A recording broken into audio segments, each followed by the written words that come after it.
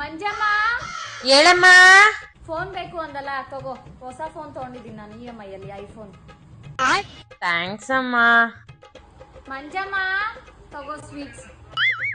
ಏನಕ್ಕಮ್ಮ sweet? ಹೊಸ car EMI ಅಲ್ಲಿ ತಗೊಂಡೆ ಕಣೆ. ಹೌದಾ, ಎಷ್ಟಾಯ್ತಮ್ಮ? ಯಾವ ಕಾರು? ನಿಂಗೆ ಹೇಳಿದ್ರೆ ಅರ್ಥ ಆಗಲ್ಲ ಕಣೆ. 18 ಲಕ್ಷ ಆಯ್ತು EMI ಅಲ್ಲಿ ತಗೊಂಡೆ.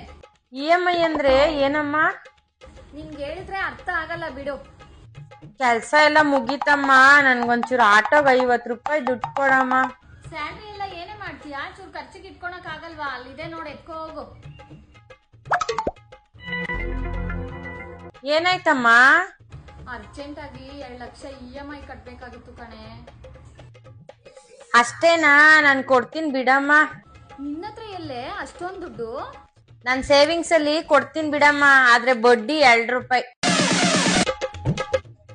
ನಿಮ್ಮಂಗೆ ಯಾರನ್ನ EMI ಕಟ್ಟ ಕಷ್ಟ ಪಡ್ತಾ ಇದ್ರೆ ನಾನು ಕೊಡ್ತೀನಿ, ಆದ್ರೆ 3 ರೂಪಾಯಿ ಬಡ್ಡಿ ಅಷ್ಟೇ ಅಮ್ಮ.